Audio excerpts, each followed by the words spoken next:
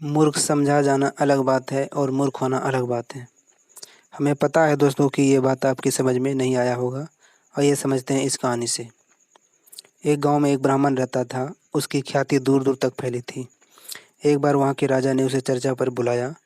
काफ़ी देर चर्चा के बाद राजा ने कहा, महाशय, आप बहुत बड़े विद्वान हैं, पर आपका लड़का इतना मूर्ख क्यों? उसे भी कुछ सिखाएं। ब्राह्मण हैरान हुआ। उसने प्रश्नवाचक दृष्टि से राजा की ओर देखा। फिर राजा ने कहा, आपके बेटे को सोने और चांदी में क्या अधिक मूल्यवान है, यह भी नहीं पता। यह कहकर राजा जोर जोर से हंसने लगा। ब्राह्मण को बुरा लगा। जब ब्राह्मण घर गया, वो लड़के से पूछा, सोना और चांदी में अधिक मूल्यवान क्या है? तो बिना एक पल गवाए लड़के ने कहा, सोना। ब्राह्मण ने कहा, तुम्हारा उत्तर तो ठीक है, फिर राजा ने ऐसा क्यों कहा? सभी के बीच मेरी खिल्ली उड़ाई। लड़की की समझ में आ गया। लड़का बोला, राजा कभी कभी गांव के बाहर खुला दरबार लगाते हैं, जिसमें सभी प्रतिष्ठित व्यक्ति भी शामिल होते हैं।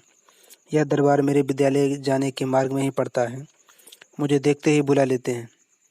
फिर अपने एक हाथ में सोने और दूसरे हाथ में चांदी के सिक्के रखकर जो अधिक मूल्यवान होते वह लेने को कहते हैं, और मैं चांदी का सिक्का ले लेता हूँ। सभी ठहाका लगाकर हंसने लगते और मेरा मजाक बनाते हैं। ऐसा तकरीबन हर दूसरे सप्ताह होता है। ब्राह्मण ने बेटे से पूरी बात सुनने के बाद थोड़ा रोष प्रकट करते हुए कहा, फिर तुम सोने का सिक्का क्यों नहीं उठाते हो? चार लोगों के बीच अपनी फजीयत कराते हो, साथ में मेरी भी। लड़का हंसा। वह हाथ पकड़कर पिता को अपने घर के भीतर ले गया। अलमारी की कपाट खोलकर उसने एक पेटी निकालकर पिता को दिखाई, जो चांदी के सिक्कों से भरी हुई थी। यह देख ब्राह्मण हतप्रभ रह गया। लड़का बोला, जिस दिन मैंने सोने का सिक्का उठा लिया, उस दिन से खेल बंद हो जाएगा। वह मूर्ख समझकर मजा लेते हैं तो लेने दें। यदि मैं बुद्धिमानी दिखाऊंगा तो कुछ नहीं मिलेगा। आपका बेटा हूँ, अक्ल से काम लेता हूँ। इसलिए दोस्तों, किसी के खिल्ली उड़ाने से पहले उनका मंतव्य जान लिया जाए तो हो सकता है कि मामला उल्टा ही हो जाए। आपको कहानी कैसी लगी हो, यह हमें कमेंट बॉक्स में ज़रूर बताएं। चैनल को सब्सक्राइब करें